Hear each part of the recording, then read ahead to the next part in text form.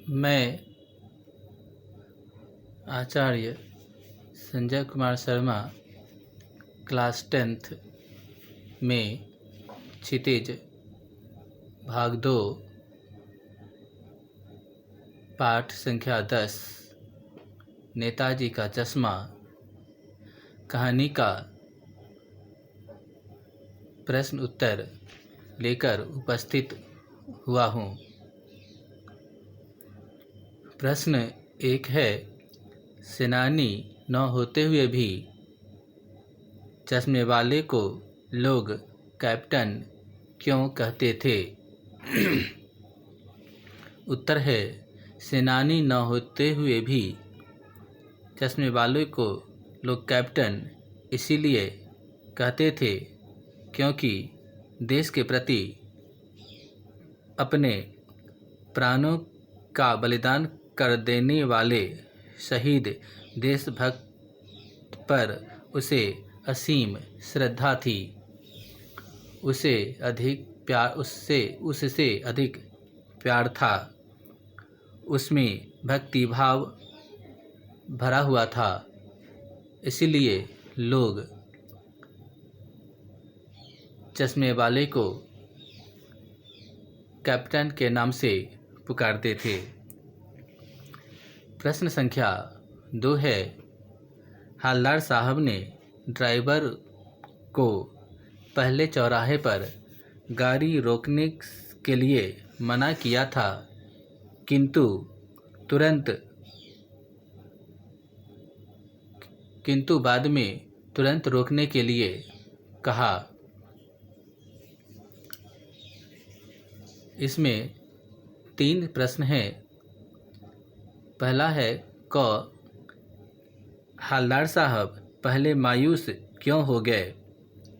उत्तर है, हवलदार साहब पहले मायूस इसलिए हो गए कि उन्होंने सोचा कि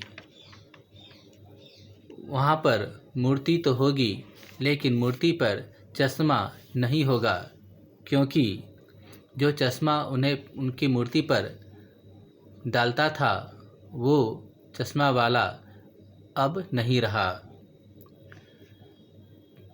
प्रश्न ख है, मूर्ति पर सरकंडे का चश्मा क्या उम्मीद जगाता है? इसका उत्तर है कि मूर्ति पर सरकंडे का चश्मा यह उम्मीद जताता है कि देश में अभी भी देश प्रेम एवं देशभक्ति समाप्त नहीं हुई है, अर्थात युवा पीढ़ियों में अभी भी देशभक्ति की भावना है। प्रश्न ग है, हवलदार साहब इतनी सी बात पर भावुक क्यों हो गए? उत्तर है, हवलदार साहब यह सोच रहे थे कि कैप्टन के न रहने पर नेताजी की मूर्ति पर चश्मा नहीं होगा, परंतु जब दोबारा नेताजी की मूर्ति पर सरकंडे का चश्मा देखा तो वे इस बात को सोचने पर विवश हो गए कि उन्होंने जो सोचा था वो गलत था।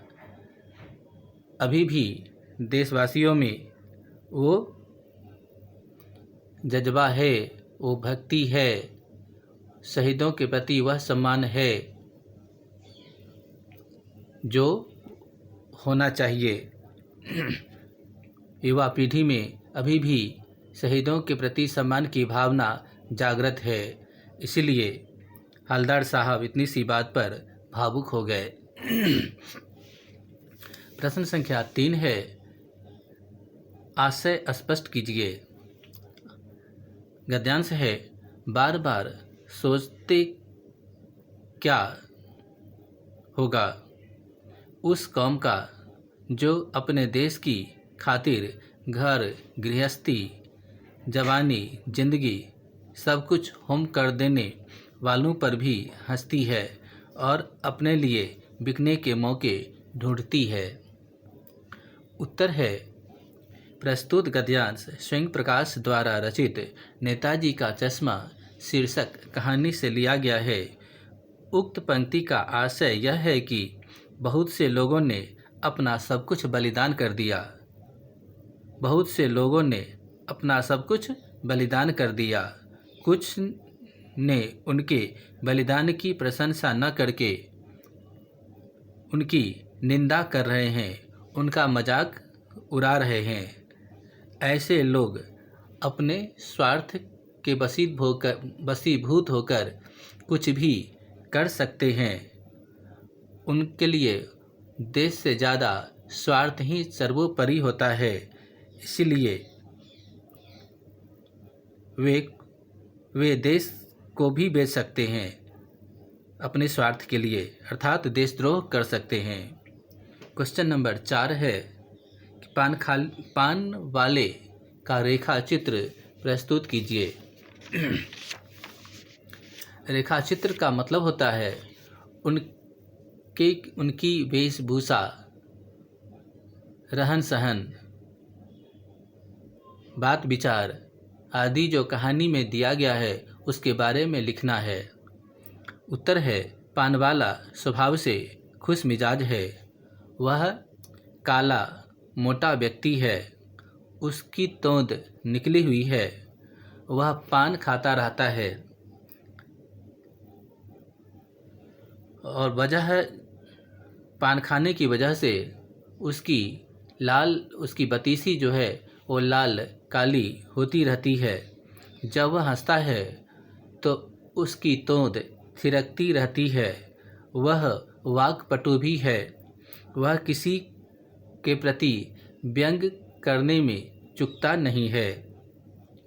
प्रश्न संख्या 5 है कि वो लंगड़ा क्या जाएगा फौज में, पागल है पागल। पानवाले की इस टिप्पणी पर अपनी प्रतिक्रिया लिखिए। पानवाला कहता है चश्मे वाले को कि वह लंगड़ा है, क्या फौज में जाएगा, पागल है पागल। मेरे विचार से पानवाला का यह सोच अत्यंत घटिया है। वास्तव में कैप्टन इस तरह के उपेक्षा का पात्र नहीं है। उसका मजाक उड़ाना तनिक भी उचित नहीं है। तनिक संसाधनों से भी वह नेताजी की मूर्ति पर प्रत्येक दिन चश्मा लगाकर अपनी देशभक्ति का प्रदर्शन करता है। यह रहा आपका नेताजी का चश्मा कहानी का प्रश्न उत्तर। अब मैं आपको अगले क्लास में पाठ 11 का कहानी जो है उसको लेकर आऊँगा। तब तक के लिए धन्यवाद।